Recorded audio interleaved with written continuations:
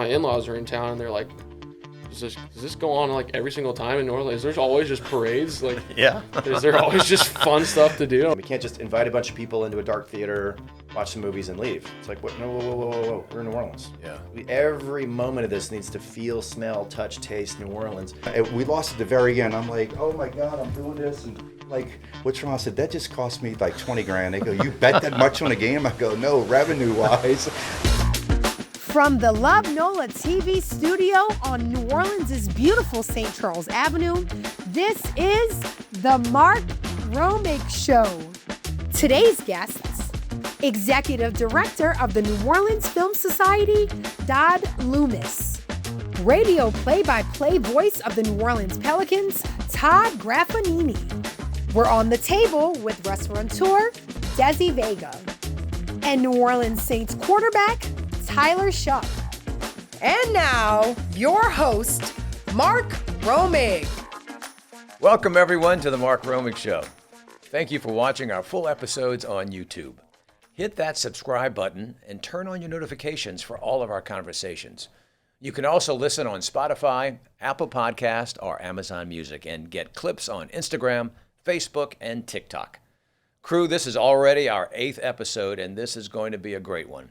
We'll be talking with the newly appointed Executive Director of the New Orleans Film Society, Dodd Loomis. Now that we are after the trade deadline, I want to talk Pelicans basketball with Todd Graffagnini and what they look like moving forward. And we always love talking about food on the show. Today we talk about steak with one of the best around, Desi Vega. And guys, we get our first New Orleans Saint to the show. It's a big one, too. Are you guys excited to welcome Tyler Shough to the show? Yes, sir.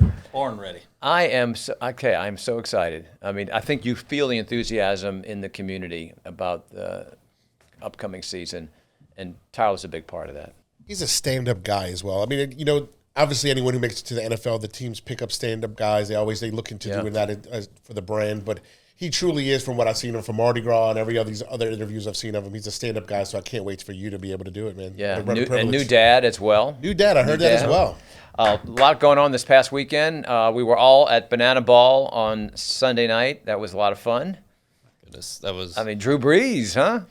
That was Drew Brees. I got emotional when he. Did when you really? Came out. I mean, 70,000 people welcoming Banana Ball, but also welcoming him back, and it was a surprise to everyone in the stadium. And I still get upset that Drew retired in the 2020 season, where he wasn't able to get the proper, like, full stadium fans because it was COVID and all that. So it was nice seeing him. He got it Sunday. Yep. Also, this past weekend, we had a number of parades around the community, and we had Super Sunday as well. That's right. On Sunday. I mean, this is the core of New Orleans, right? The cultural core of New Orleans happening. Always something happening every weekend. Yeah. How do we rest? We don't rest. We don't rest. Then we go right into festival season. Right. You know, we've got some big ones coming up. Tennessee Williams is coming up, a French Quarter Festival. You've got, of course, the Jazz Fest. We're going to get into all of those in the weeks to come. But exciting to be a New Orleanian and living in this region. North Shore, South Shore, it's the best place to be living. Mark, on behalf of all of us, we want to thank you for the invite to your suite at the Dome. What a great way to experience the Savannah Bananas. And I felt like a kid going to the Ringling Brothers Circus. It was just such great excitement and such great entertainment. Really, really fun. Thank you, Pooch. It was a great way to get the crew together and to experience something very unique. I know there are baseball purists out there. Here you had the mixture of a lot of baseball, a lot of music, a lot of family. It was just a special weekend. Agreed. A lot of high-end media production. So. It really was. Yeah, it was crazy. And, you know, there's a gentleman that used to work for the Saints and Pelicans that now works for them, Josh Richardson, who does all their production now. And you can tell that he took a lot of what he's learned there and added it to the great show that Jesse Cole and the whole Banana Ball people put together. Oh, yeah. It fits perfectly into the culture of the Superdome. So Hope they come back. I hope New Orleans gets a team, to be honest with you. I mean, I think they have their little circuit, and it'd be cool for New Orleans. Just because we're a party kind of atmosphere, and the fans loved it. It'd be cool for New Orleans to have a team in that league. Yeah, I mean, and I was out in Champions Square before, and I don't get to experience before a Saints game because I'm usually at the Dome about 4 hours before kickoff. So to experience what that's like with the music on the stage and just everyone in good moods and just getting ready to come into the Caesars Superdome, it was nice to experience. Really a place cool. like the Dome. Yeah. All right, let's get on with the show.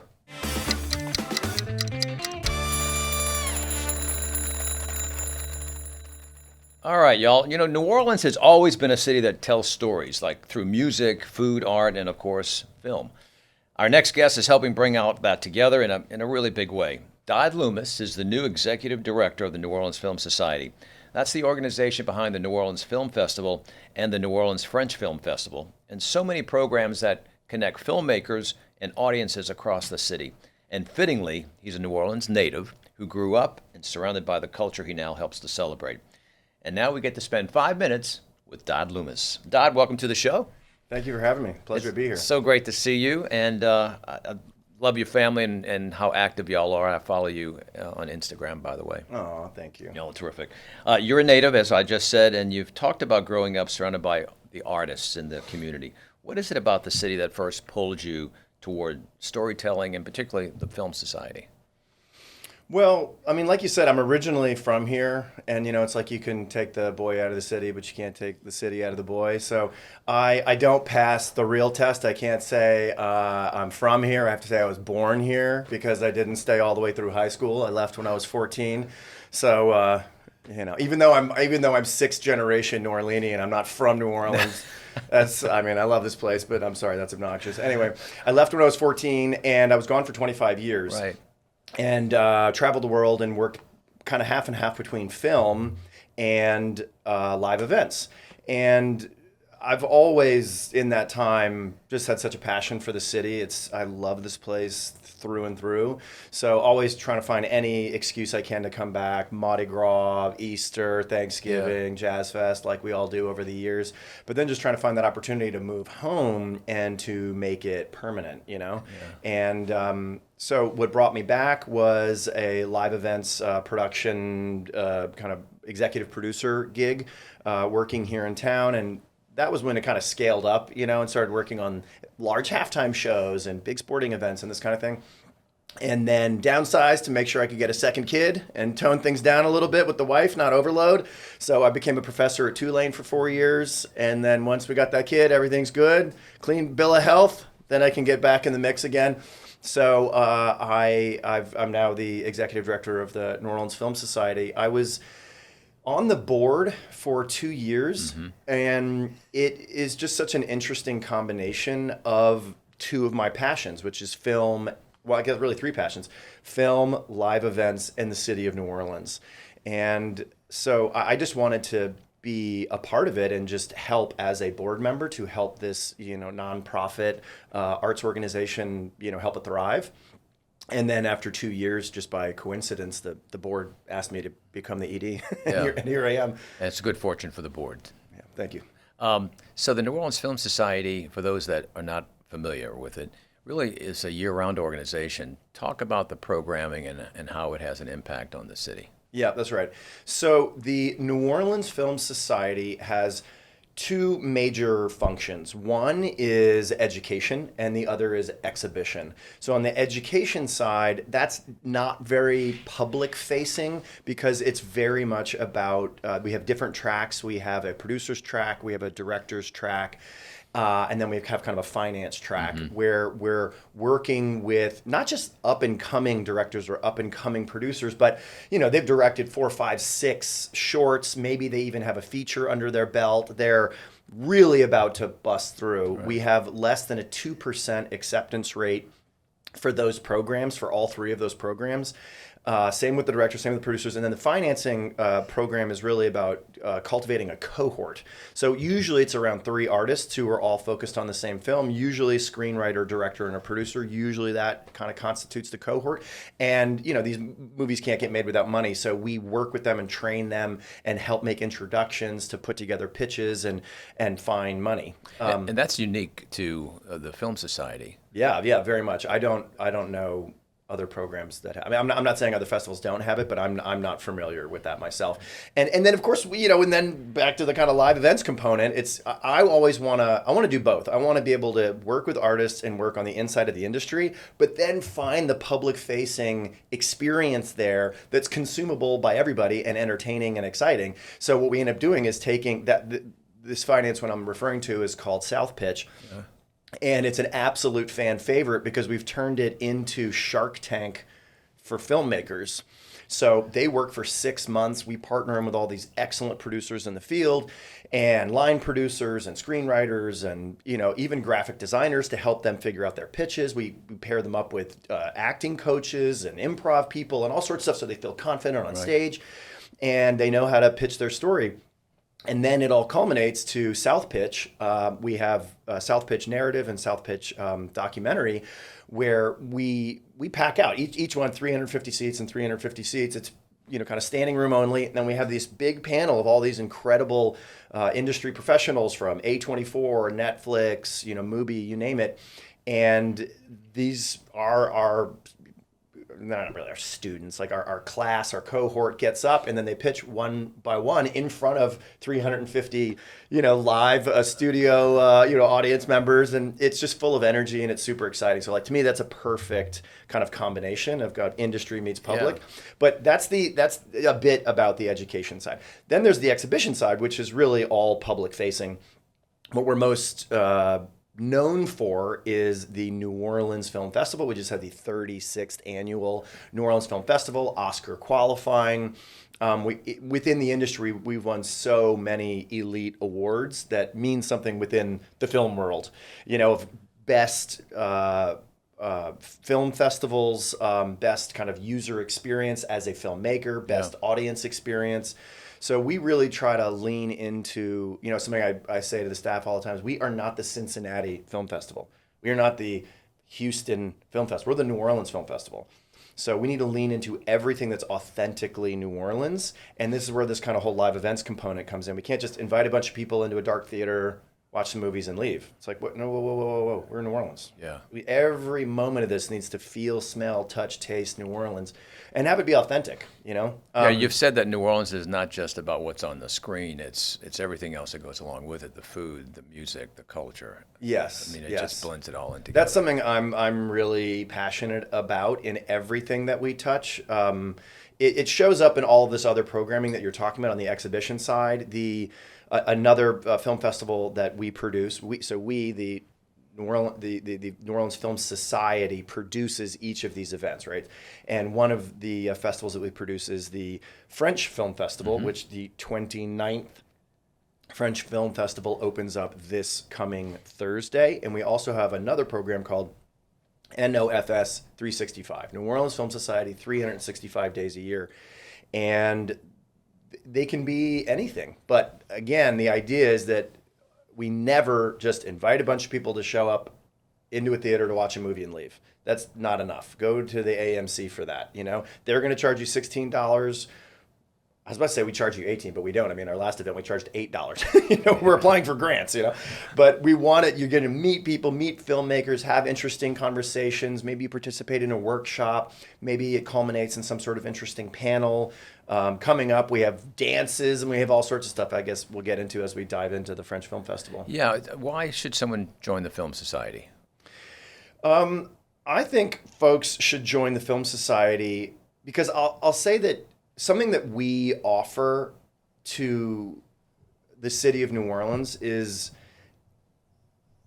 contrary to a lot of what the kind of stereotypical brand of New Orleans is. Something I say is, not everybody wants to get hammered on Bourbon Street. Not everybody wants to sweat for days on end out at the racetrack. It's not for everybody. So I think for a local, there is more esoteric and interesting ways to engage in the culture of the city and in the community. Now, that doesn't mean that we can't throw a big party and throw down, but the breadth of offerings that we have throughout the year is really fantastic, I think. And because we're actively applying for grants that we are very successfully getting, that help subsidize and keep all of these various cultures and art forms alive, that means that all of the costs are defrayed to a certain degree, right? And held by incredible organizations like the Warhol Foundation. I mean, that is a big deal to get that grant. Everybody wants that grant, but we're getting that grant. And it's because we kind of have these bona fides of almost 4 decades of receipts of Oscar qualifying track record. Exactly. So I guess what I'm getting at is that for your average New Orleanian or kind of community member, you pay this small subsidized fee to be able to open up a full annual calendar of events that could be as esoteric as a Jean Cocteau lecture. Because we're flying in, the preeminent scholar on Jean Cocteau. That's pretty esoteric and interesting, being, hosted by the French consulate, or a big backyard Zydeco bash with 3 Zydeco bands and a party and all coupled with obviously Jean Cocteau films and with in this case a documentary about the history of Zydeco. Right. I mean, this is New Orleans, so it's making it that much more special. Like you said, it's just not a regular films festival or film society for that matter. So New Orleans has become a huge production center for film. I know we've had our rough patches over the last couple of years, but you've got your finger on the pulse. How does the Film Society help promote New Orleans as a production center with all these companies coming in to do films here now? Yeah, so on the face, on our mission, we're not a lobbying organization. We have opinions, and we're talking to everybody who is in Baton Rouge and is working to, we are huge proponents for the tax credits, and we want to do everything we can to help support it. But to be clear, there's other like Film Louisiana is very actively organizing and trying to, they're flying to Los Angeles and lobbying producers to get those productions to come in. And so then we invite Film Louisiana to absolutely everything. Come to everything. You're a VIP. We want to keep those close connections because we are adjacent. We're kind of similar, other sides of the same coin kind of thing. And then I would say that with the industries that are, or rather the films that are here shooting, we try to reach out to all of them and just get them involved in the community so they don't ever feel like tourists, like they're coming in, they're filming, and then they have to leave, that they are welcome here, they're invited. And then I would say then a third piece is within the particularly the New Orleans Film Festival. This is a coveted festival. It is, we received 4,000 submissions for 131 slots. That is amazing. Yeah, so it's less than a 2% acceptance rate by a lot. And we are actively reaching out to industry to come in to see these filmmakers on the ground level. And that's something that we definitely have room to grow. Right. But what my philosophy is, instead of spending 100% of our time trying to get, I don't know, agents from William Morris or whatever it is to fly in to come see the show, instead, or the festival, it's instead to lean in to us being a destination film festival. Mm-hmm. Instead of the distribution film festival or the market film festival, to say, hey, just the low-hanging fruit is the destination film festival. It's New Orleans. Everybody on earth knows New Orleans. Everybody's itching for an excuse to come to New Orleans. So the first thing we need to do is lean into that, and then with that comes good press. It comes knowledge around it. The filmmakers leave and go, holy smokes, I had the best time there. That was amazing. And I believe that if you generate that type of positive experience, inevitably you all of a sudden you've got major players who are going, you know what, this is the excuse I needed to get to New Orleans, and that's all we need. You do that once, and then all of a sudden it can start to grow and build on itself, and then you become the market festival, which can then become the distribution festival. And then I think it feeds into the system of being aware that New Orleans would be a great place to shoot a film. 100%. You've got a welcoming community. You've got a film society that's very successful. Again, the awareness factor, I think, is huge, so we can beat out those other communities that are offering incentives and other things to have that And actually, film Mark, shot to that point, I guess that's really kind of the fourth piece of the puzzle, is that in the film festival, in both the New Orleans Film Festival and the French Film Festival, we have a conference. The French Film Festival, first ever this year. It's just about to happen. Very excited about that. For the New Orleans Film Festival, NOF, we've been having a conference for 3 decades, and the conference is huge. It's 200 hours of conference content. It's massive. And to your point about productions coming in to shoot here, that this is a welcoming place. Yes, welcoming. We've got hospitality in our bones and culture coming out of our ears, but also expertise. Because, okay, cool, you go someplace that's fun, but if there are no gaffers and a best boy doesn't know what that means or how to do it, then you're boned, right? So you have to have the expertise. And Louisiana at large absolutely has the expertise. So within the conference, we showcase so much of that talent. We build these panels and workshops, and it's such a showcase of the skill and talent that lives right here 365 days. That's fantastic. So you're planning the next several years. Your leadership is so important. I want to talk briefly about the board as well that you've helped create. What's your plan for the next 3 to 5 years? What do you see happening? Well, I alluded to it a bit with this idea of the growth of not just understanding, leaning into, and putting our resources and focus behind embracing being a destination film festival. That's where we are right now. I would argue that was kind of, look, as someone who was on the board for years, if I'm pointing fingers at anybody, it's at myself, that I just don't think that's something that we did very well. I think it was a bit too industry. I think in a town as small as New Orleans, in a town that is built on community and partnerships, it's just kind of blows my mind. After 36 years, this organization could, particularly an arts nonprofit, could be as siloed as it was. And so the first thing is just take a hammer and just knock all that stuff off, and open up and lean into what we do best. And so I was the intern for 6 months, and then I've been the ED starting in January. So it's been like 2 months, right? And in that time, I can't even tell you how many times a week. I don't know, 15, 20 times a week. I'm introducing myself to like-minded organizations and saying, hey, we're this organization, never heard of you. It doesn't surprise me. We've been here for 36 years, Now, in the industry, I think tons of people know us, right? But that's what I'm trying to shift here, is to say, hey, this is a festival for everybody, not just all the New Orleanians, all across the South. Everybody travel in from wherever, Bolivia, come on in. And we have to open it up in that way. And to me, the most effective way to do that is partnership. Not only does it achieve that, but it also brings our mission to life. And if we work with each of the organizations that we approach, we actually amplify their mission. And it's the idea of amplifying culture, of using various art forms. We're an art organization. Our medium is film. Okay, what's your medium? And let's lean into that.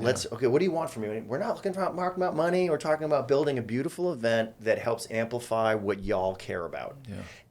And through doing that, we end up consistently creating good events. So in the last, call it 6 months since we started NOFS 365, we've had, none of these events were on the calendar. They didn't exist, and they certainly weren't in the budget. So the staff is going, what are you doing? We have no money for any of this. This is crazy. And I was like, I don't know. We're going to figure it out. And we've had thousands and thousands of patrons come through these events, none of which was, expected. It wasn't Right. on the calendar. It wasn't in the budget. And it's all paid for itself. It's all taken care of. Our mission has been amplified by serving the community. Each of these organizations we've partnered with, every time it's like, all right, we'll take a gamble. What's it like? Let's see what it's like working with the Film Society. And I'm telling you, 10 out of 10 times, the director of programming finds me at the end and says, please tell me this isn't just a one-off. Tell me this is a year-round partnership. We say, yeah, let's go.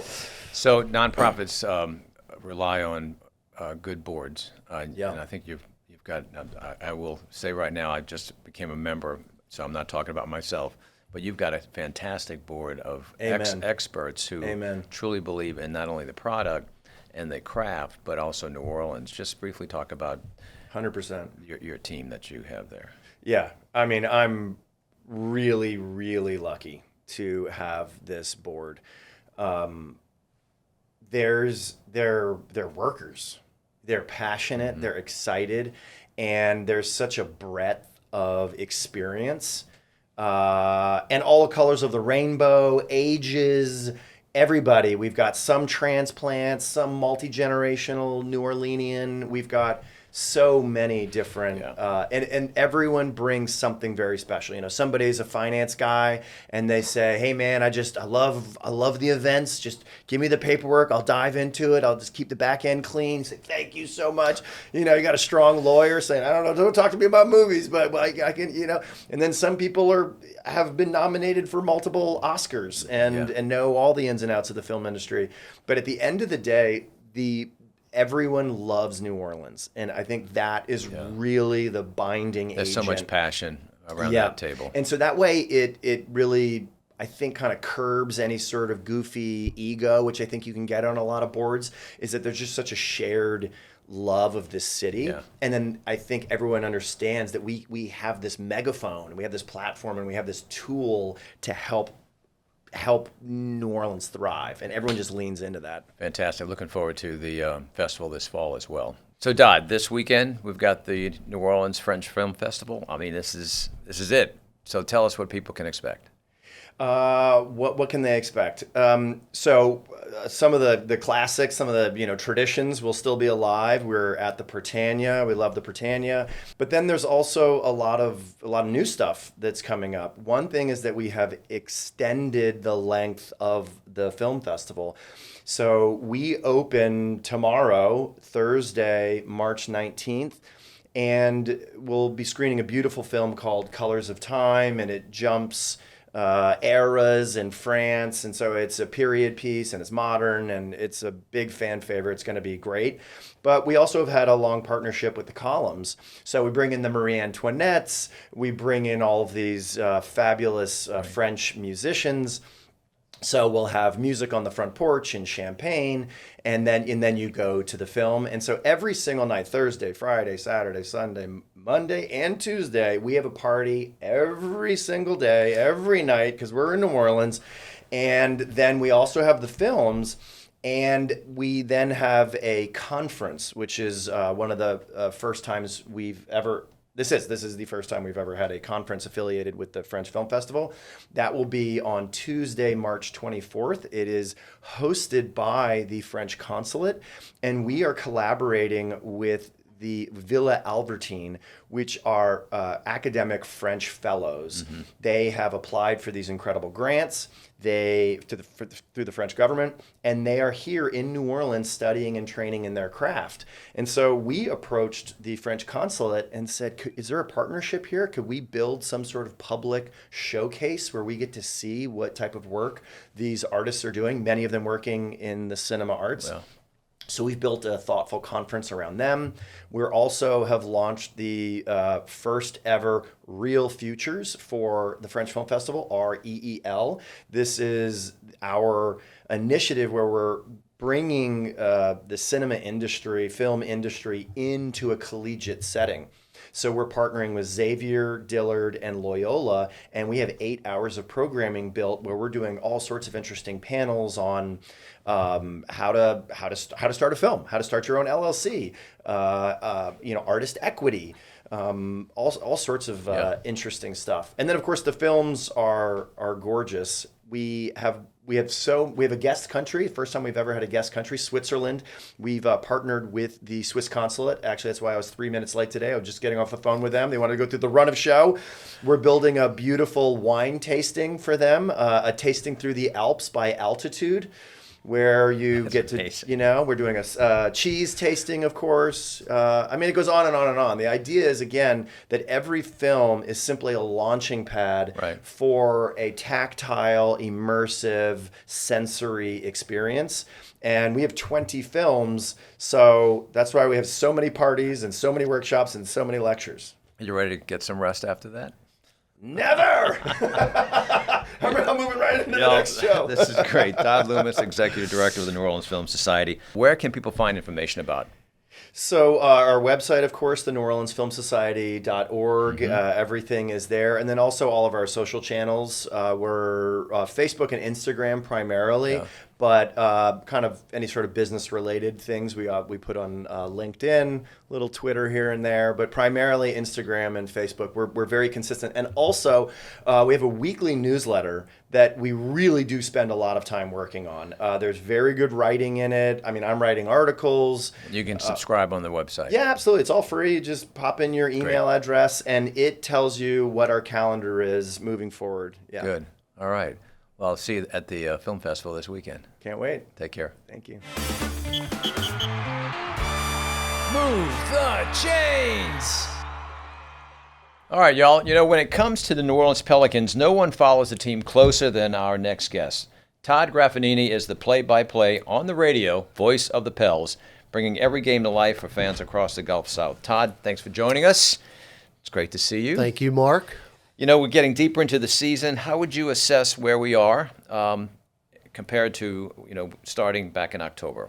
Yeah, it's obviously been a lot different. You know, you start the season and it's a struggle, and, the head coach is relieved of duty, and then you go through the transition of, the assistant coach, James Borrego, coming in place of Willie Green, and that's a difficult situation when you're working for somebody and then he doesn't have the job, and then you have to become the head coach, and so it's a little awkward at first, but that's the NBA. You move on, and I think James Borrego's done a really solid job because it has not been easy for him. When he started, he's basically trying to implement a completely new system on the fly. And it was a struggle at first, but as time went on and the team was able to practice and he was able to implement those systems that he wanted to run, you could see the definite improvement. Yeah, the team reacted very well to it. No doubt about it. Yeah. And really the last month, Mark, the team has played its best basketball of the year. Well, you mentioned that the trade deadline always changes the dynamics of a roster. Now that we're past that deadline, how do you see this now, next bit of that run? Well, it's been good. I mean, look, the Pels are 7-4 in their last 11. You could even give higher win totals than that through 15 and 16 games. Yeah. So, like I said, they're playing their best basketball.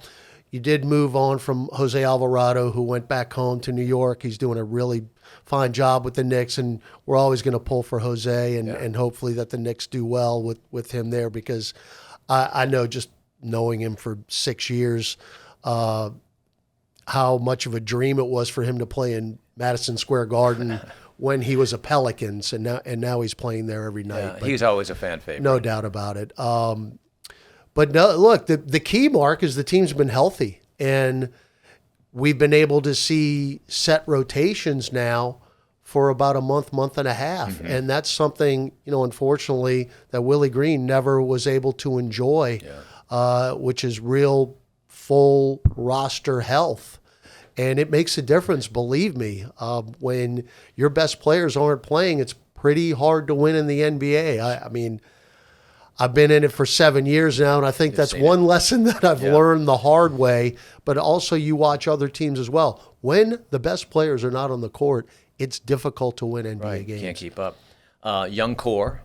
So what gives you confidence going into the next couple of years? Well, Derek Queen and Jeremiah Fears, who, of course, gotten most of the publicity this year with them being first-round draft picks, they have played a ton of minutes. and a ton of games. As a matter of fact, they've only missed 3 games between them, 2 games between them the entire season, which is very rare. So they've gotten a lot of NBA experience. Then you throw in what Zion Williamson has done, what Trey Murphy has done. We see the emergence of DeJounte Murray, who has played brilliantly since coming back from an Achilles, just 8 games since coming back, and he's been in double figures in every game. The last 2 games he's played, he's had 27 points and 35 points. Couldn't tell he was hurt at all, which is just fantastic. And you have Herb Jones. You've got guys that you can build around. What has hurt the Pelicans this year, really in the second half of the season, is just the inability to close really tight games. And, you can play the what-if game, but of course that's not a part of it. But there's so many games that the Pelicans have had a chance to win down the stretch, and they just have not been able to do it. And that's really hurt the record in the last few weeks. And look, the Western Conference is such a gauntlet. No doubt. It is an amazing group of teams. So let's look at what do you see happening with the playoffs, and what teams do you think are going to make the run? Well, OKC, it's hard to pick against them because they're the defending champs. Now, they have had some injury issues, but they're so deep, Mark. They really haven't been bothered where, a team a little bit further down the standings would be. I think the story is San Antonio with Victor Wembanyama. They have, they're a 2 seed right now. They're just a couple of games behind OKC. Now, the kind of scuttlebutt around San Antonio is none of those guys have been in the playoffs, and how are they going to make a run when they don't have any playoff experience? Because the adage in the NBA is you get into the playoffs, you take your lumps for a few years, you learn how to navigate the 7-game series, and then after a few years, then you move on and you make your run and you win a championship.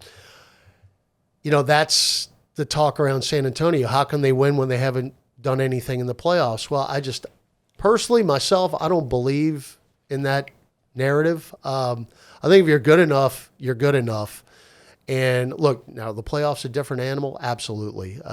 Teams decide to play defense in the playoffs, so it's really more of a half-court game. But when you have a guy that's 7'7" and can dominate everyone who's trying to guard him, you throw all that out of the window. He is truly one of one. He's an alien. It's fun to watch him. It's even more interesting, Mark, when you're on the court with him at the same time and you actually, kind of sneak over and stand next to him. I mean, I'm 6'1", and I'm basically right at his belly button. Yeah, well, I can imagine what a 5'6" person would look like next to him. It's really crazy to watch. But that's what makes basketball absolutely so special. I mean, the players, the personnel that come through. But just like you were saying, I mean, the West is very, very deep. Yeah. You could take any of those top 6 teams, and you would not be surprised if they made a run to the Western Conference Finals. Let's talk about your background. What got you into sitting there and calling play-by-play like this? It's a great way, too. I was a baseball player growing up, as one of your producers knows, having played against them in high school. And I played college ball at Northeast Louisiana, now UL Monroe, and came home after that, and I got into a really serious car accident, and my baseball career ended overnight. And I'd always had an affinity for microphones and headsets and listening to games on the radio. And I knew once I was out of baseball and I knew I wasn't going to play anymore that this is something that I thought I really wanted to do, and wound up going to Loyola to finish my degree, great communications program. I was able to do in front of camera work and radio work while I was still in school. And I went to Ken Berthelot, who was then the voice of the Tulane Green Wave back then, and I introduced myself. I was still at Loyola, and I said, "Hey, Mr. Berthelot, my name's Todd Graffagnini. I used to play baseball, but I'm about to graduate from Loyola, and I'd like to do what you do one day." And lo and behold, he said, hey, look, my brother Kyle happened to be on the Tulane baseball team at the time. He says, is that your brother? I said, yes, it is. And he goes, well, how'd you like to sit in with me for a couple innings? And I'm thinking to myself, are you serious? Sure, absolutely. And that was in April of 1992, and Wow. here we are. That's literally how I started. So I owe everything to Ken Berthelot for at least giving me an opportunity. I spent 27 years at Tulane. The final 12 was the full time doing football, basketball, and Right. baseball. Baseball is really where I started, and I got the Pelicans job in the summer of 2019, and it's been a blast. That's great. And Green Wave Hall of Famer as well. Absolutely, yeah. So- Well, when you're there for that long, they have to, at least throw you a bouquet at the end, Well, I guess. that's fantastic. Let's talk about a little Tulane baseball. What's happening over at Turchin? Well, it's been a struggle, Mark. They had a rough weekend. I actually was able to go out the last couple of days, but they just got swept by Creighton. There were 3 very, very tough games. One, the Friday game, we were in Houston playing the Rockets at the time, lost in 12 innings, and the last 2 games on Saturday and Sunday lost by 1 run. It's kind of the same thing we were talking about the Pelicans. They've had trouble really finishing off those close games. They were really below average in runners in scoring position, trying to knock those runners in. That really hurt them this weekend. Right now they're below 500, but conference starts for them this weekend, and there's a lot of time left. I can remember some Tulane teams in the past that you're always going to go through 1 or 2 weeks during a college baseball season, which is 56 games, where things aren't going to go your way. The good news is there's time to turn it around. And look, Jay Ullman's done a great job at Tulane. He's a fantastic coach. Just got to, get those timely hits. Pitching, defense, timely hitting is baseball in a nutshell. And they had the first 2 for the most part this weekend, but didn't get the timely hits. Yeah. Just briefly talk about the fan base here for the Pelicans as well as Tulane. I mean, the fan base never goes away. I mean, it's such an exciting arena, both Smoothie King Center and Tulane Turchin. Yep. You see it from your vantage point. Speak about the fans. Well, I'll tell you about the Pelicans fans. They're as loyal as it gets. Had the last 2 years been good when you're talking about wins? No. But the fans are there every night, and they are loud. And even talking to visiting radio guys are like, man, I didn't expect to see this many people here for a 20-win team. I said, well, we've got a really hardcore fan base that love basketball. And I think you saw, Mark, when the Suns were here a few years ago in that playoff series, which really transformed the city. A couple of years ago, the OKC playoff series. Right. Fans want to come out and support the Pelicans. It's just, you got to get more wins. It's a bottom line business being in the NBA. It's bottom line. You win or you lose, period. But even through the losses in the tough last couple of years, fans have been there and they have been heard, and the players know it, believe me. Tulane it's been very strange for me being on the other side now, where I was firmly and fully in it for more than half my life.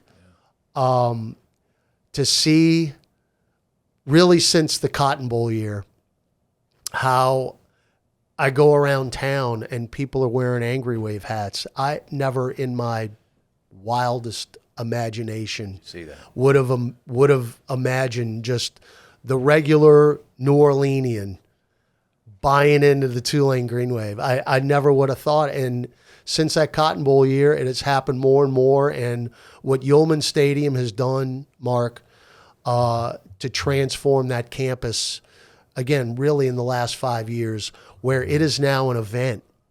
And because, again, I was doing the games when Yulman opened.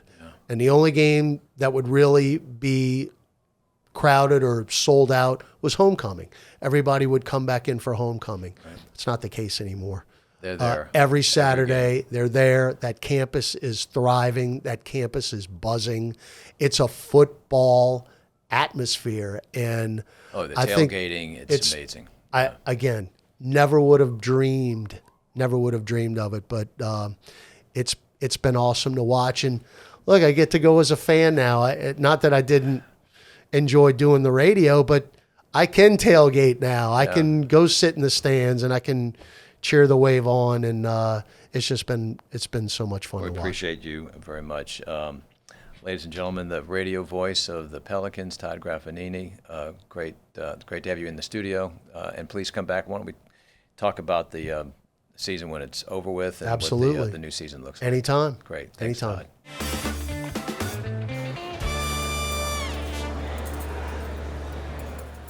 All right, sports talk to food talk. We're on the table next, sponsored by Blue Runner Foods. Our next guest is a name that steak lovers in New Orleans know very well. Desi Vega is the owner of several of the city's beloved restaurants, including Desi Vega's Steakhouse, Mr. John's Steakhouse, Desi Vega's Burger. A lifelong New Orleanian, Desi has built a reputation for great food, great hospitality, and some of the best steaks you'll find anywhere. And I'll add to that some great stories. Desi, welcome to the show. Oh, welcome. Thanks for having me. It's Mark. great to have you. You know, you're born and raised New Orleanian, and your name has become synonymous with steaks in the city. How did you get started? At an early age, my dad had a couple of frost tops that started out. He was always in the food business. Really? And he converted the frost top into like a mini steakhouse. We called it Steak and Patty.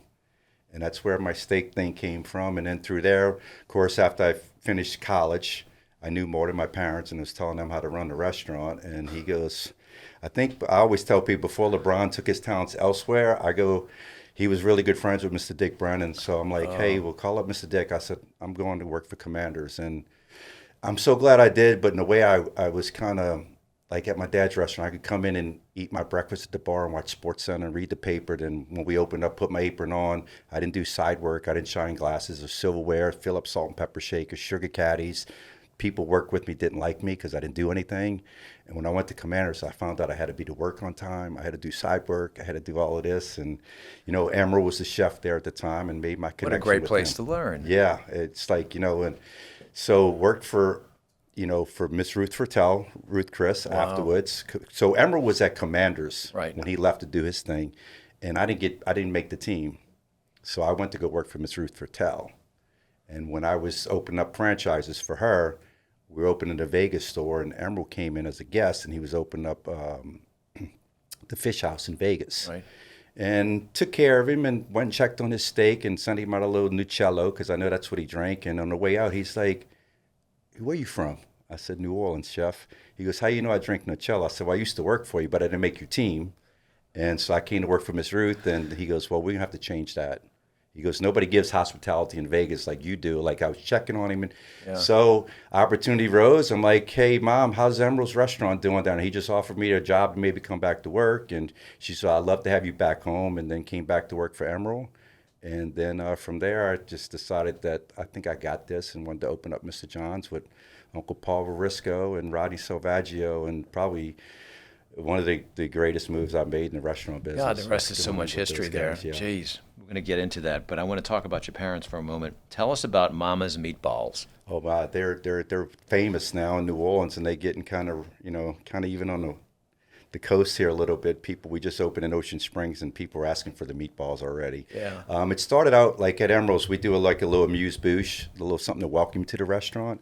So I'm like, what can I do that's cost effective? We cut all our steaks in-house and we do this and do that. Maybe we can grind them up and we can make meatballs out of it. So I got Mom in there and got the recipe. And the trick to it is, and we did a little video with my Love to Eat guys. And the key is like, nice breadcrumbs, garlic, onions, parsley, Parmesan Reggiano cheese. A little more expensive, but it makes it taste a little better. Right.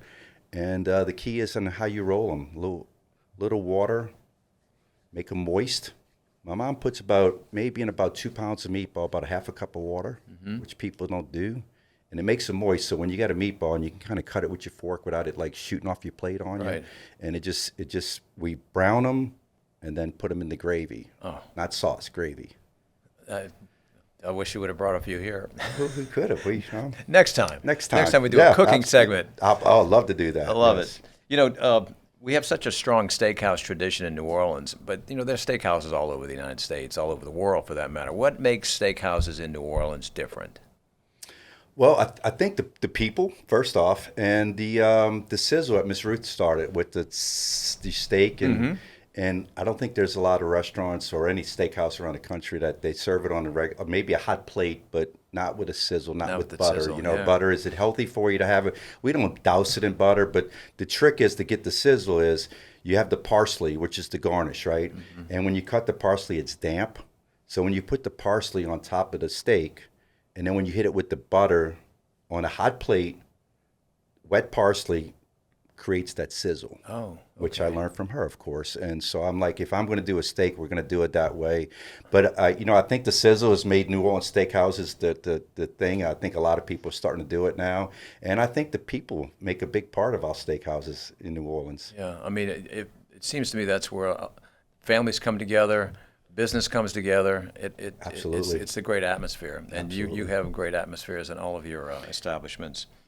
You also focus on seafood, which is sort of unusual for a steakhouse or offering steaks. Well, it's real simple, and I refer to what I learned at Commanders from Emerald. But we have the lake, we have in our backyard, we have fresh seafood that we can get. We always love to buy local, and you know, when you have that product so close to get to, and I understand why when I was in Vegas, it was hard to get shrimp because you're in the middle of the desert, right? So it does take a little bit more to get that out there.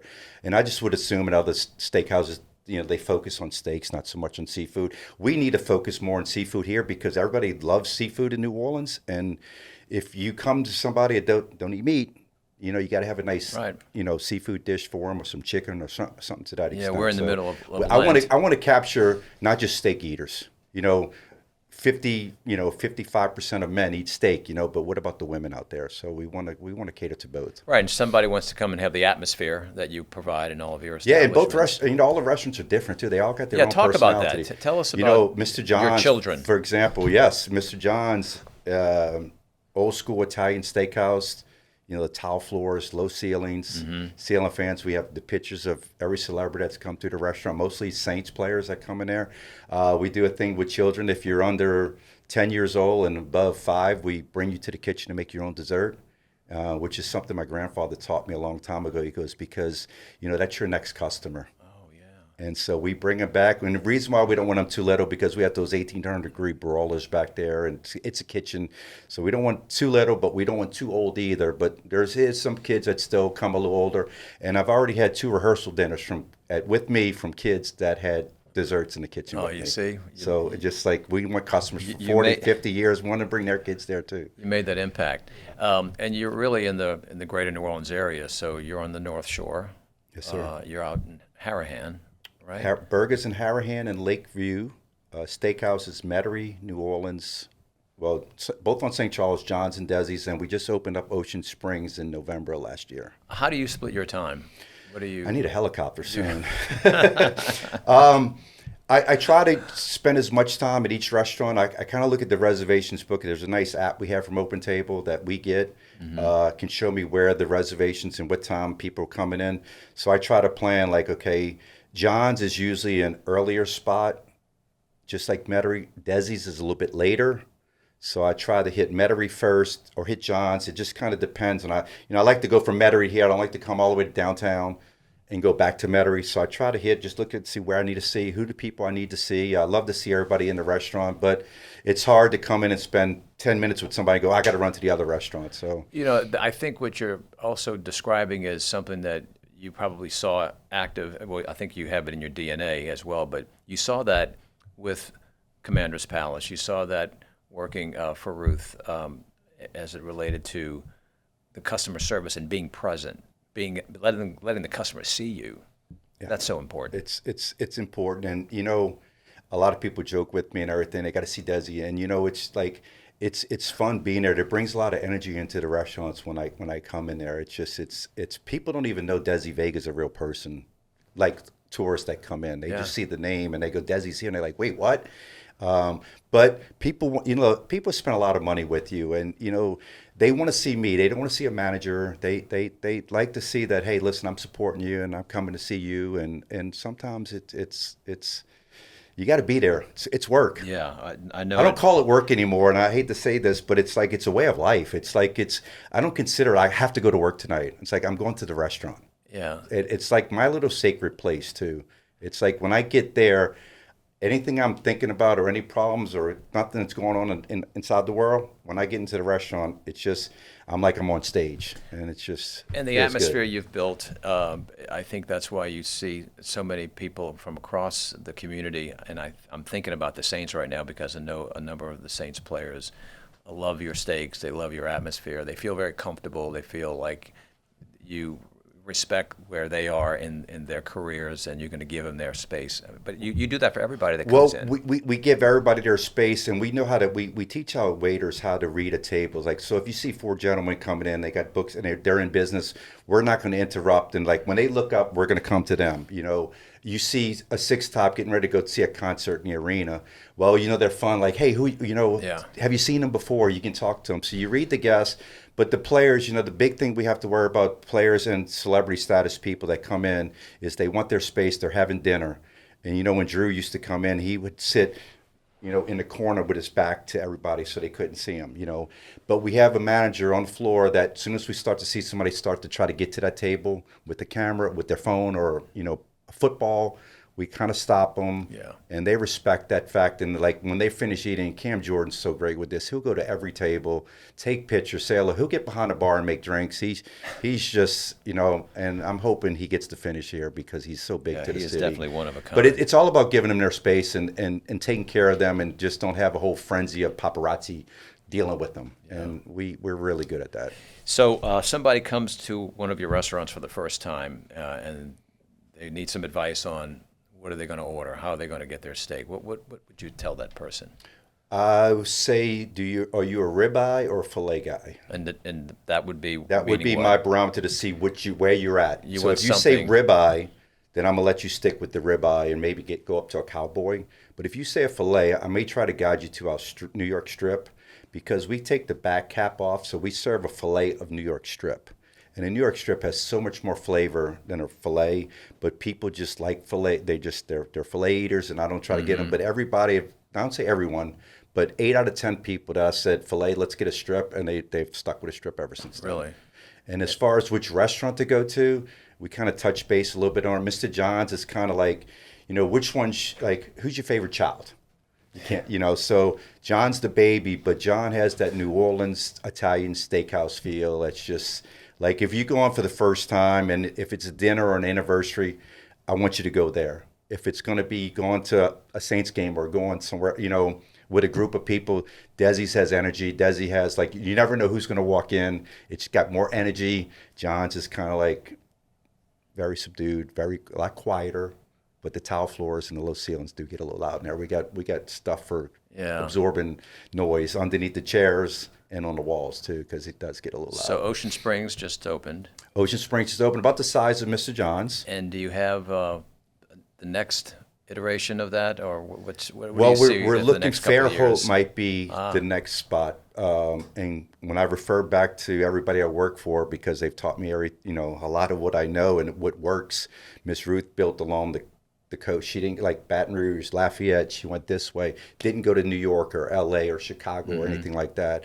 So that's my plan. What I want to do is, right now, people know us in Mississippi that come in for games, for example. Fairhope, they're starting to know us. Down 30A area, they all know us, but the real estate down there is a little expensive for a restaurant to make it. Yeah. So we're trying to stay away from that area, but that's the plan, to go along the coast. And Lafayette's knocking on the door. So that's potentially that's a spot community too. That's just been moving in a very forward and and I didn't want to get out the state because I keeping the money here in the state but when you have people from Mississippi say we need one here, we need one here, we need one here, and it's like you keep hearing it, and it's like okay, let's do it. Listen, I think you're probably one of the biggest, if not the biggest, Saints fan that I know. Yes, sir. How do you feel about the season? I'm so excited. I get goosebumps right now. It's what I hate about is being so close with the Saints. And, you know, when we had a couple of rough seasons the past couple of years, and I got to hear about Mickey Loomis needs to go and this needs to go and blah, blah, blah, blah, blah. I tell my friends now, I go, don't pull a hamstring jumping back on the bandwagon. You know, we go through our ups and downs, and the free agency, you know, just, you know, I'm excited again. You know, it's like, look, everybody at the Dome, it fills up because it's a party. But over the years, I can see my restaurant, which is really crazy, is on a Saints win, we'll have 300 covers on the books. On a win, we open up at about 3 o'clock on a 12 o'clock game. By 8:30, 9 o'clock, we're like, no more. On a loss, by 6:30, we're like empty. People they may come eat right away, and they're gone within an hour. They like, when on win, everybody's having fun. It's like, even on Mondays and Tuesdays and Wednesday, the rest of the week on a Saints win, the whole city's buzzing. There's nothing special. Saints so, like, Monday, I'm the biggest fan. So a Saints victory in that, you know, Mondays we're are at one of the games, and all of a sudden we lost at the very end. I'm like, oh my God, I'm doing this, and people like, what's wrong? I said, that just cost me like 20 grand. They go, you bet that much on a game? I go, no, revenue wise.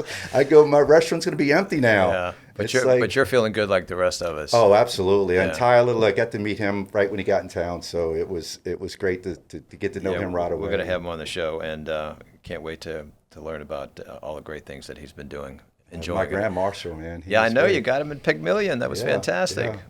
Desi, you've got all these restaurants.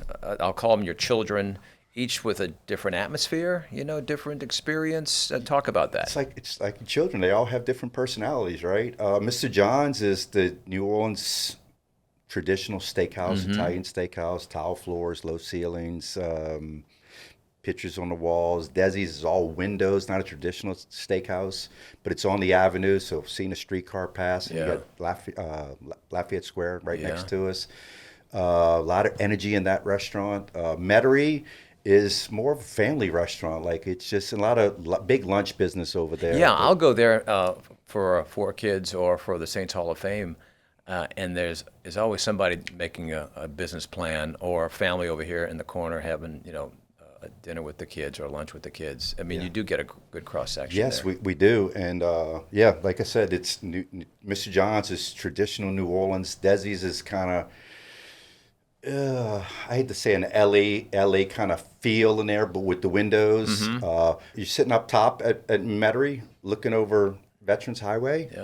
Also a good view of the city, too. Yeah, good view of the city. I like the fact that you've created an atmosphere that everyone can go to that makes them feel comfortable. And you know, Mark, it wasn't set out to make every restaurant different, because we have the same menu at every restaurant. I do let my chefs create like their specials, but if you want to get the Houdat shrimp or whatever we have on there, they're at every restaurant. But it's just the decor of the restaurant, and we let the decor, whatever space we get in, we build around that decor. Yeah, Kenny Trahan hosts the Saints Hall of Fame board meetings at your Metairie location. Yeah. And the first course always is the meatball. No, the meatball comes out. I mean, it's like, I think that's what draws people to the board meetings. You know, it's well, you're at Metairie Country Club on next Thursday, right? For the Rotary? 4 kids. For 4 kids, yes. Yeah. I'm sorry. But got my calendar. It's crazy. But the meatball, and it's, you know, we get back to the Saints with Coach Payton. He would come in and we have pasta, and he would just get meatballs and spaghetti. And he said, you need to put this on the menu. And I'm like, no, I need people to come buying a $50 steak, not an $18 spaghetti and meatball dinner. He's a good consultant. Yeah. Actually, Desi's was supposed to be Peyton's place. I don't know if you knew that or not. No. So we were having dinner in there, and he was talking about it and everything, and Loomis was there with its draft dinner. And the first year we opened up over there, and I was talking to him about it, was talking about Breeze. Well, Breeze jumped on after Peyton backed out. Peyton didn't really back out. Loomis told him, listen, you just got here, and you know whose restaurant this used to be? It was Mike Dicka's. And you know why it's Desi's now? Because Mike Ditka got fired. He needed to concentrate on winning. And then Breeze jumped in, and I just said, you know, I'm putting my name on it. I'm not paying somebody else to work. I'm not working for anybody else anymore. Great story. That'll be in the book, I'm sure. Yeah. That's great. That's terrific. You know, the fact that you have all of these different locations, and people will go to the ones that they are comfortable in, but you can be comfortable at all your locations. Yeah. Which is great. And I'd just like to give a little shout out to Steve Gleason, too, because, you know, his father-in-law, Paul Risco, is my partner at Mr. John's. And way back when Steve was playing, he used to come in and he started bringing Drew in because they were really good friends. And from there, it escalated to more players coming in. And then, just that became my relationship. We gave Steve a Super Bowl ring at Mr. John's. Oh, so that's beautiful. I say we, like I'm part of the organization, but it was my restaurant. Okay, but a lot of that Saints stuff started all back then, and kind of started feeding them on Fridays at the facility and so forth. But that's mutual respect. You and respect Steve, them. I love him, what he's doing for ALS, and just I get emotional talking about him sometimes because he's a hero. Like we all do, he's a hero. And he's inspired. Anyway, sorry, I threw that in there, but I'm glad you did. I'm glad you did. It just means a lot to me. And people love you for the fact that you give them their space and you respect them and you help them do what they're doing, which is great. Yeah, and Cam Jordan's actually a partner in Ocean Springs too, by the way. Really? Throw out another name out there, but fantastic. But he is. He came in. He's 25% owner. So really, yeah. All right. Well, I'm looking forward to it. So I get to keep him here. Do a road trip. Sounds like a road trip. We could take the show on the road there. Oh, absolutely. All right, Desi. Thanks you again, Mark. Thanks for being with us. Yes, sir.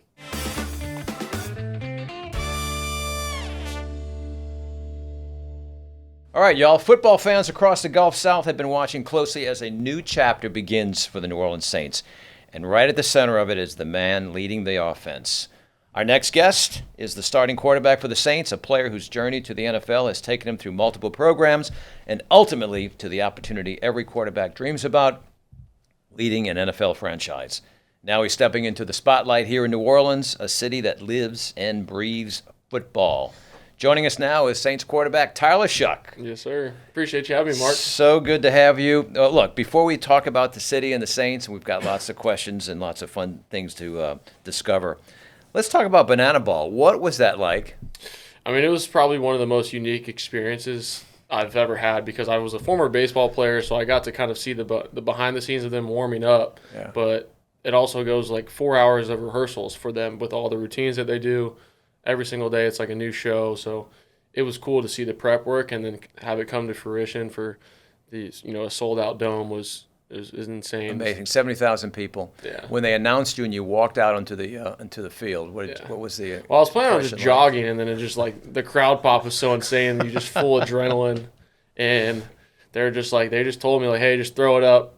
They should let you catch it. And I was just pure adrenaline. It ended up being like 40, 50-yard throws. I was like, all right, I don't know if I got many more left in me right now. I'm kind of save it. I'm kind of getting tired.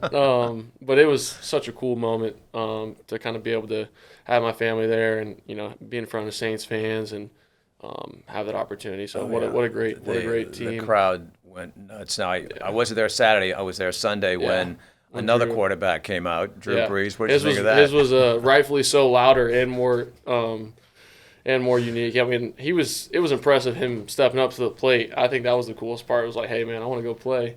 Because they had the idea beforehand, and I think him making contact and running it out was pretty cool because I don't think a lot of people would have been able to hit the ball or even make contact. No, and it's real baseball. Yeah. I mean, there's a lot going on. That was one thing I learned. Is like but they're actually playing. It's just all the dances and all the stuff is like obviously, pre-made and it's kind of fixed. But like they're trying to win. They're trying to get after it, and that was pretty cool to see. Yeah, we were talking to a player last week who actually hails from Morgan City, Louisiana, and he says there's a lot of competition between the 4 teams that make up, 4 or 6 teams that make up the Banana Ball, and wish them all the success in the world. Hopefully they get back through here. So back to Drew just for a moment. What is that relationship like, quarterback to quarterback? Is it a mentor? Is it a, what is that like for you? Yeah, he's been just kind of this nether like mentor. At first I'm like I don't even feel deserving to even kind of talk to him, or what an honor to meet him originally when I first got here.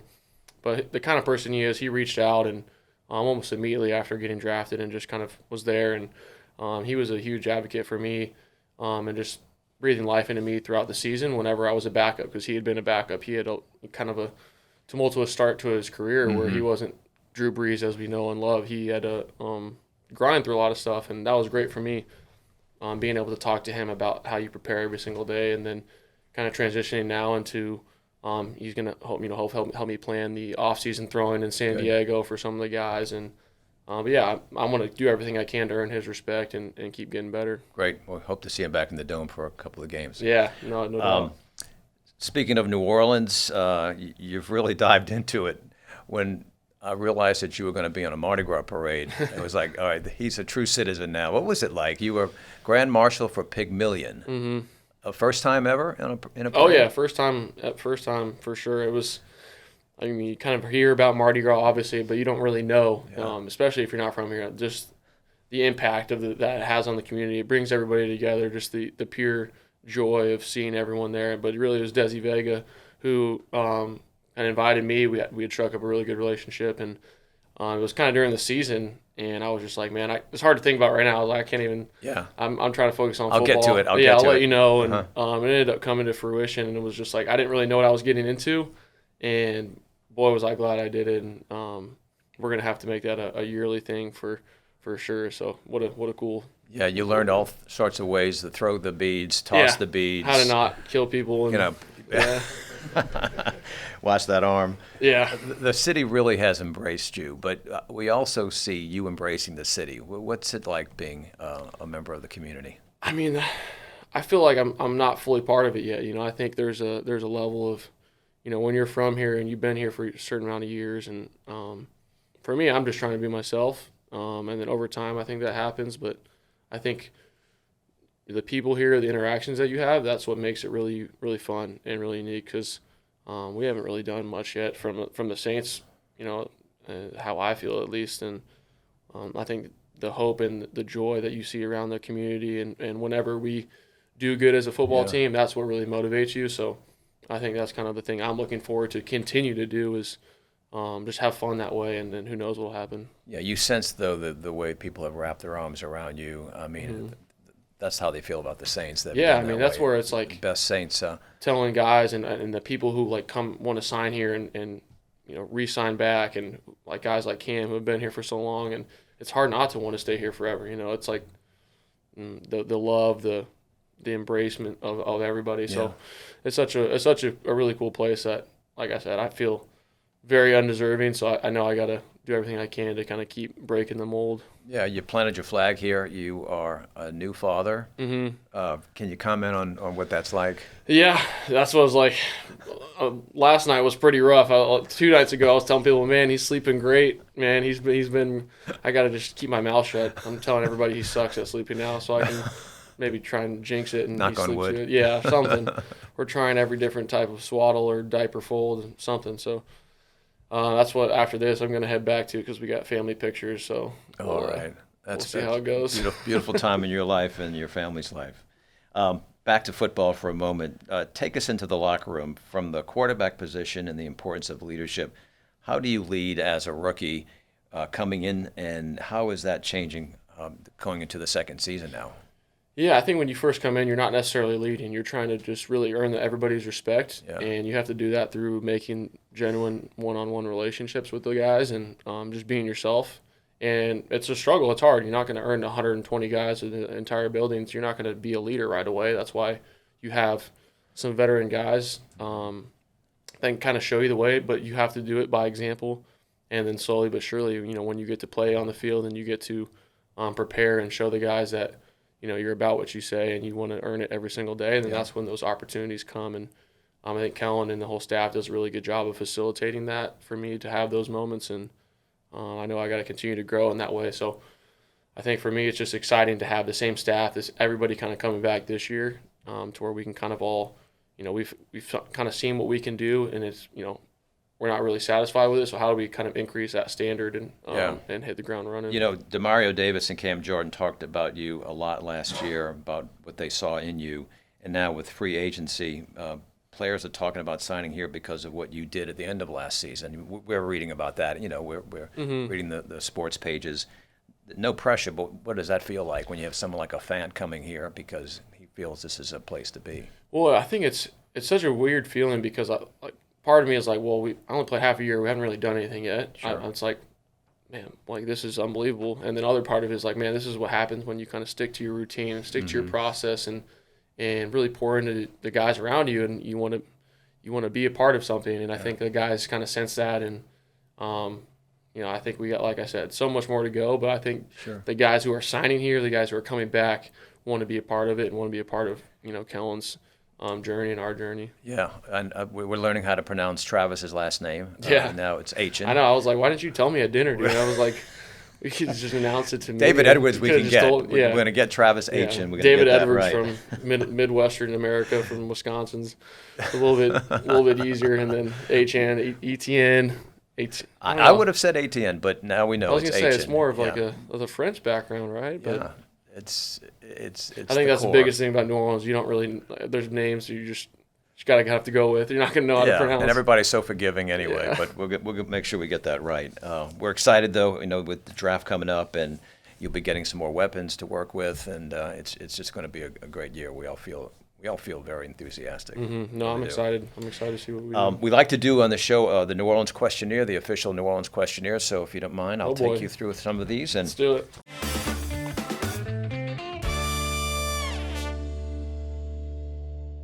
since you're a New Orleanian, I think these will be easy for you.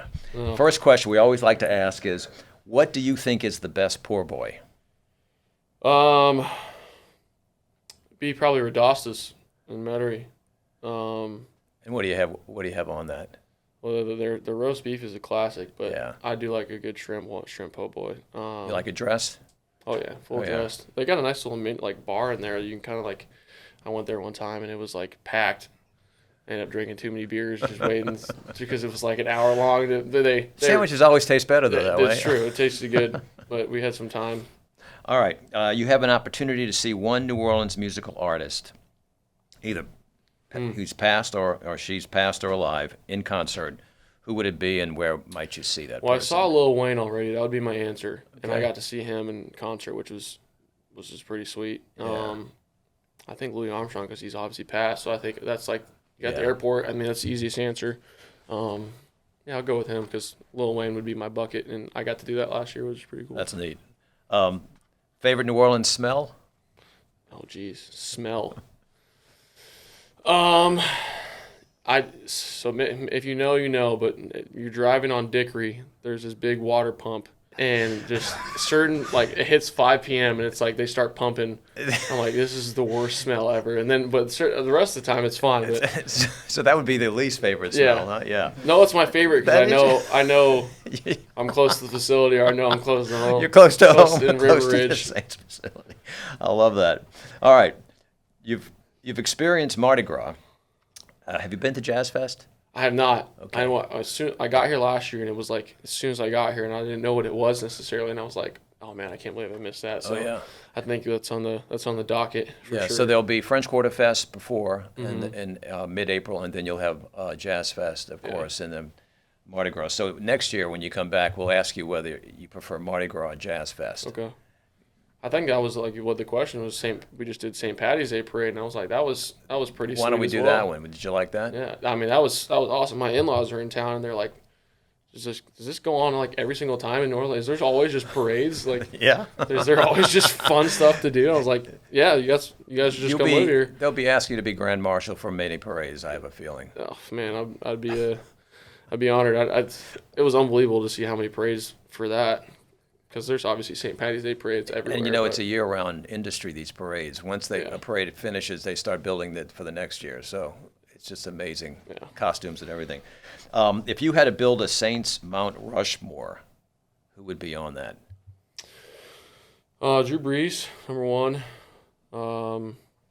Ricky Jackson. I'm gonna go offensive lineman Willie Roaf. And then, just because I got to play with him, which is pretty cool, and he's from the same city, Cam Jordan. Oh, yeah. I'd put him up there. That's great. Yeah. Beautiful. We go to gumbo. Chicken or seafood gumbo? Oof. Depends on how salty the chicken one is, because sometimes if it's too salty, then it's not then I choose seafood. But if I was just gonna every run of the day, I'd go chicken Chicken. and sausage. But if it's a really good seafood, 10 out of 10, then I'd pick that. All right. Your favorite New Orleans movie or TV series? Movie would be Princess and the Frog. Just watch that with the fam, and then TV show would probably be just it's really sad, but it's super educational. But just the Katrina TV series. Yeah. There've been several of those. Yeah. lessons that we never want to have to relive. No, I mean, right? it's just unbelievable to learn about, especially the impact of the community, Yeah. seeing everybody. So those are pretty cool. Very to good. just The watch. Disney classic, you can't beat that. Princess No. and the Frog. No, you can't. Yeah. What's yours? Yeah, since that tells the story of Princess Tiana, and which means that's Leah Chase, Dookie Chase. That's a favorite. Yeah. This is going to be interesting if you recognize this one. Neutral ground or sidewalk side? For Mardi Gras parade. Could be. I'll take it that way. I've only gotten to ride, so I couldn't give you a fair answer. I would say sidewalk side. And you were able to throw on both sides, Yeah, right? You had sidewalk and neutral ground. I would say sidewalk because if you could get nice to it, like get next to a restaurant or something like that, I think you could. I don't know where do people pee whenever they're on neutral ground? They have restrooms. They Well, got if porta they can't potties? find a porta potty, The ground, I guess? it's amazing where they might go. Yeah. You know. All right, here's one. Your earliest memory of visiting the French Quarter. What was that first time? I remember it just rained. That might be up there for favorite smell. It's like a post rain, just all the things mixing together. I remember I got a beignet at Cafe Du Monde. I had the family in town. This is when you were First got here, yeah, and it was like extremely hot. It just rained, so it was really humid, and I was just all like that steam coming yeah, up and it off was the just street. We're like, why do people sit outside and eat these beignets? I'm like, this is unbelievable. So I just remember it being really hot. And I'm like, there's no way people would party down here. And then obviously different times of the year, so this is great. But that day I was like, this is like a 15 minutes max outside right now. Yeah, I think particularly if they're drinking hot coffee at the same time, Yeah. right? Yeah, but you can't beat a good beignet. All right, here's one. Dead or alive, who is the one person you'd like to take to lunch, and where would you want to take them? Just doesn't have, not in New Orleans. It just could be one anywhere. person? If you can figure something in New Orleans, that's good. Yeah. But That's a good one. I'll probably say, I grew up, speaking of the baseball topic, a Derek Jeter fan. Yeah. I think going to lunch with him, with That'd be- Jeter talking about his journey. you could ship them down to New Orleans to do that. Yeah. Yeah. And where would I take him? Yeah, Here in New where Orleans? would you take them? Wow, that's tough. Maybe back to that po' boy place. Yeah, Radassa would be a good deep cut. I like Rumba a lot. How about Desi Vega's? I've given him a shout out already. He doesn't need any more. He's gonna be freaking mooching for stuff. He's all over the city anyways. Yeah. Yeah, I'm gonna stick to my guns. I'm gonna go Rumbas. All right. Your favorite New Orleans song? Either a song by a New Orleans artist or a song about New Orleans. Oh, favorite New Orleans song. That's tough. I would say Lil Wayne's No Ceilings mixtape, Shoes. Like I said, Lil Wayne Yeah. was a favorite. So, actually going down to Holly Grove and all that stuff, and that was kind It's of a a good dream guy. come true. And He gives back a lot to the community. Oh, yeah. Really good. The one New Orleans food item you can't live without.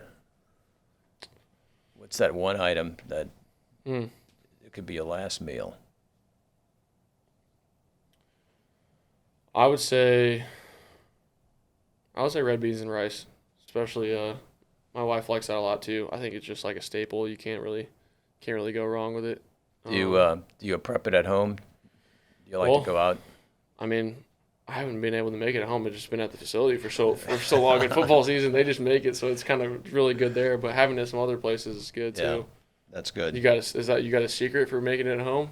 You You got the Romig recipe? Back in the day when mom would do it, she would soak the beans all day on Sunday and then get them to the point where then she could add the ingredients on Monday. But now you can buy them in cans. Yeah. Like Blue Runner. Blue Runner's got some good good That's beans. commitment But soaking the right there. beans, yeah, that's another way to do it. But Blue Runner has a great product. All right, so you've been out of town for a little while. You're flying back into the city. You want to go have someplace to relax. Where do you go? first time back in, and hopefully it's not back to the training camp. Hopefully No. you go someplace where you can put your feet up. Yeah, that's good. That's a new. I'm gonna need a list for that because of this. I haven't been able to really do I'm that thinking much. you're gonna after. go right home because your Yeah, wife is I was saying, gonna "I say, need usually you it's- home." Usually it's home, but like I'm trying to think of a different answer to go relax. I think the 4 golf was pretty cool. The 504 golf. Oh yeah. Got to do that with the team to go hang. That's a good place to kind of bring somebody to go chill, but have something to do. That's a good place. Yeah. We got the Zurich Classic coming up too. Hopefully Ooh. you can get out there and relax, watch some golf, or maybe play in the Pro-Am. That'd be cool. Yeah. Finally, in 5 words or less, why do you love New Orleans? 5 words or less.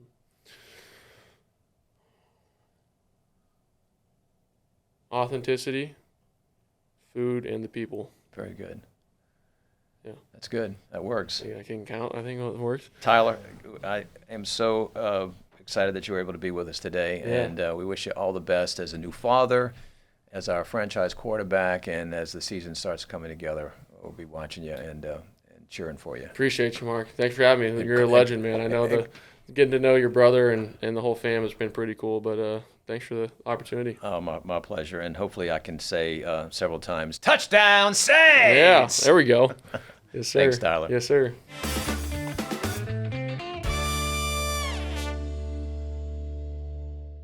All right, there's a lot going on in New Orleans this week. So this week in New Orleans, of course, we're going to ask April Dupre what's happening. April, take it away. Thanks so much, Mark. Here's where to eat, drink, and play this week in New Orleans. Crawfish season is rolling, and this week is a great time to dig in. Uptown staple Frankie and Johnny's has been serving seafood since 1941 and still delivers that old school neighborhood vibe that's perfect for a pile of boiled crawfish and an ice cold beer. Over by the lake, the Blue Crab Restaurant and Oyster Bar pairs live music with seafood favorites, making it a fun weekend stop. In Mid-City, Clessy's remains a local favorite, known for its signature boil with citrus, pepper, and clove, and you can actually watch the action happen. If you're looking for a more casual crawfish hang, Portside NOLA pops up throughout the weekend with Fridays at Mid-City Yacht Club, Saturdays at Ecology Beer Collective, and Sundays at BJ's in the Bywater. Seafood markets like Porgy's, North Broad Seafood, and Broadview Seafood are also great options if you want to grab a few pounds to go. And of course, Deanie's Seafood remains a classic for Lenten seafood cravings, whether you're dining in or picking up.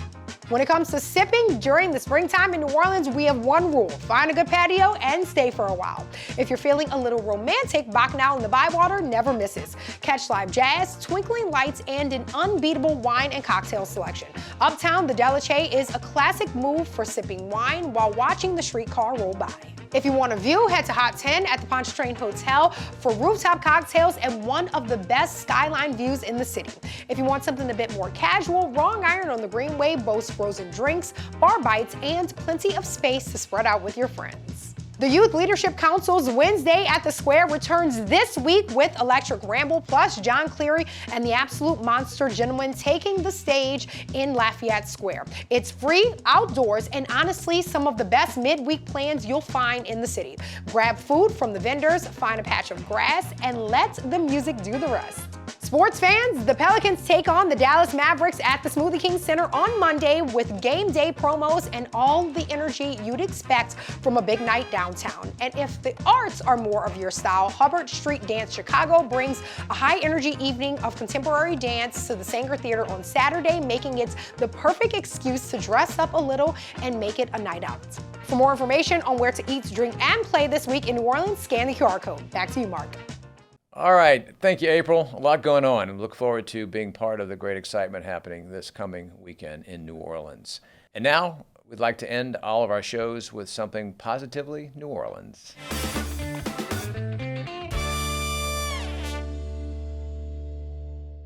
New Orleans has long been the performing arts capital of the American South, a city where creativity doesn't simply exist on stage, but flows through our streets, our traditions, and our history. From the earliest days of the French colonial era, this was a place where culture was meant to be seen and heard. The legendary French Opera House once stood as one of the most important opera venues in the country, a symbol of a city that believed great art belonged here along the banks of the Mississippi. That tradition never faded. It actually evolved. In New Orleans, even our parades are performances.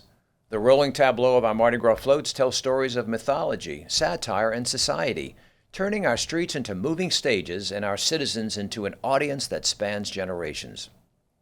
It is truly public art on the grandest scale. Today, that spirit thrives through the extraordinary institutions that shape our cultural life. The New Orleans Opera Association continues the operatic tradition begun centuries ago. The New Orleans Ballet Association brings world-class dance to our stages. And the Louisiana Philharmonic Orchestra fills our halls with symphonic brilliance. Opera Creole preserves the remarkable Creole musical heritage unique to this city. And at Le Petit Théâtre du Vieux-Carré, one of the nation's oldest community theaters, live drama and musicals continue to inspire audiences in the heart of the French Quarter. Even the silver screen has its place in our artistic story. Each year, the New Orleans French Film Festival, presented by the New Orleans Film Society, reminds us of the deep cultural ties between New Orleans and the French-speaking world. In New Orleans, the performing arts are not confined to a stage. They are woven into the very identity of the city.